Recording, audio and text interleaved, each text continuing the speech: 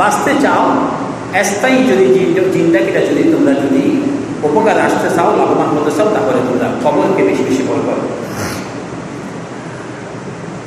আল্লাহ সুবহানাহু ওয়া তাআলা রহমত ছাড়া এই যে আমরা যে বেঁচে থাকি, বেঁচে থাকার জন্য শরীরের মধ্যে কত ব্যাকটেরিয়া রয়েছে, কত অক্সিজেন প্রয়োজন।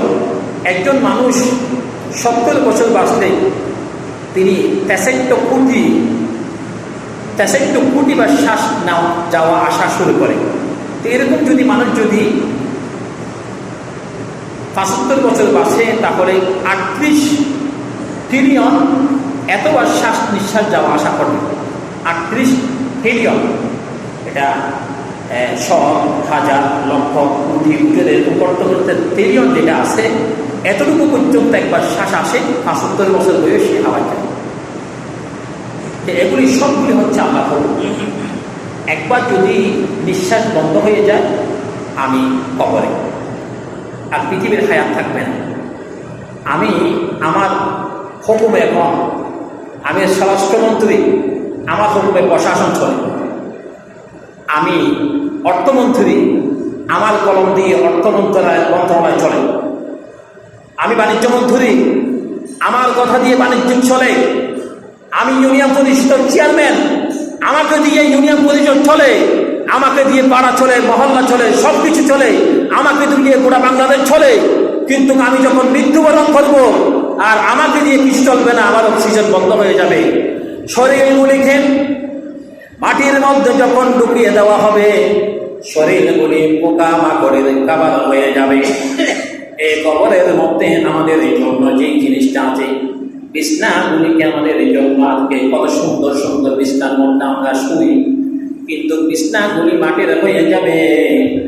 একটা বালিশ এখান থেকে দুনিয়ার থেকে নেওয়ার কোনো সুযোগ নাই।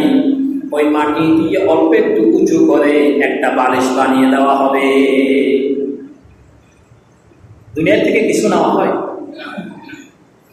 এই জন্য আল্লাহ রাব্বুল আলামিন বলছেন, আমি তোমাদেরকে বান্দা রহমত দিয়ে তোমাদেরকে দয়া করে এই দুনিয়ার মধ্যে বাঁচিয়ে রেখেছি। যদিও গুনাহ করে থাকো, নাফরমানি করে থাকো, অন্যায় করে থাকো, তাহলে বান্দা তুমি ফিরে আসো। তুমি যদি ফিরে আসো, সন্তান যদি অন্যায় করে, মাকে যদি বলে মা আমি আর কখনো অন্যায় করবো না, বাবাকে যদি বলে বাবা আমি ভুল করে ফেলেছি, আর কখনো ভুল করবো না, এরকম যদি বলে, পৃথিবীর প্রত্যেকটি মা বাবা তার সন্তানকে ক্ষমা করে দেয়। আমি আল্লাহ রাব্বুল আলামিন মা বাবার থেকে সব থেকে বেশি মহব্বত আমার কাছে রয়েছে। আমি যখন আমার কাছে যখন তোমরা যখন ক্ষমা চাও, আল্লাহ রাব্বুল আলামিন বলেছেন, কুল ইয়া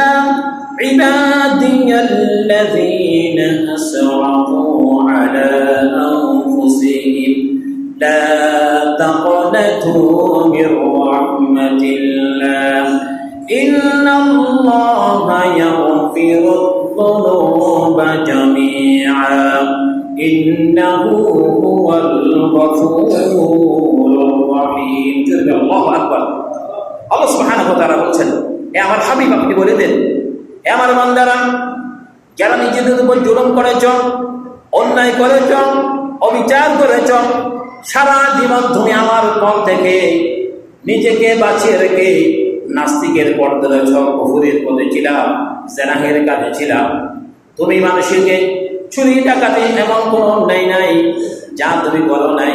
ইয়ার পরে যদি বান্দা তুমি যদি ফিরে আসো, ফাইন তাবু ওয়া আকামুস সালাতা ফাইখওয়ানুকুম ফিদ্দীন।